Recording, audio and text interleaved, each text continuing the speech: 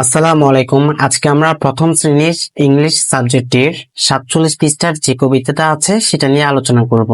এমনকি আপনারা একটু খেয়াল করবেন, আমার উচ্চারণগুলো ফলো করবেন, কেননা উচ্চারণগুলো খুবই ইম্পর্টেন্ট। কেমন, একটু খেয়াল করেন এখানে কি বলছে।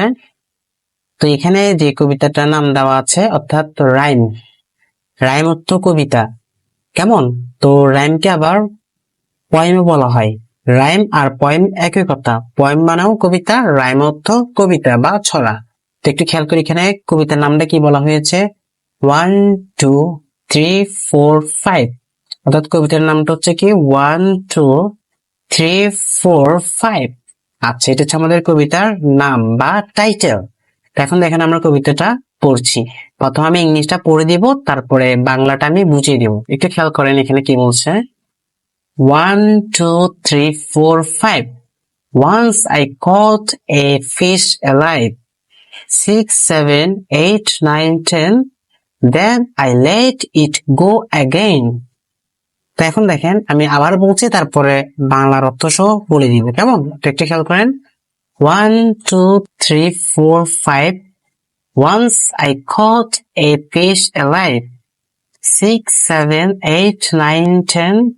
Then I let it go again. তো দেখেন একটু খেয়াল করেন এখানে কি বলছে, 1 2 3 4 5। আমরা কিন্তু এগুলোর অর্থ জানি। 1 মানে 1, 2 3 4 5, কেন 5 এর বাংলা হচ্ছে 5। Once I caught a fish alive, অর্থাৎ এখানে বলছে once মানে একদা অথবা একদিন। কেমন, একদিন। আই অর্থ আমি, কট CAUGHT কট অর্থ ধরা, মানে আমি একদিন ধরেছি। এ ফিশ অ্যালাইভ, এ অর্থ একটি, ফিশ অর্থ মাছ, একটি মাছ ধরেছি। অ্যালাইভ অর্থ জীবিত। তাহলে এটা অর্থ কি দাঁড়ায়, once I caught a fish alive, মানে এখানে অর্থ দাঁড়াচ্ছে যে আমি একদিন একটা জীবিত মাছ ধরেছি। 6 7 8 9 10, 6 6, 7 7, 8 8, 9 9, 10 মানে 10।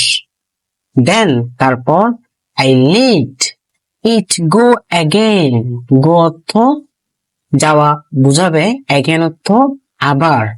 কিন্তু এখানে go অর্থ যাওয়া বুঝাবে না, মানে ছেড়ে দিচ্ছে এমন কিছু বুঝাবে।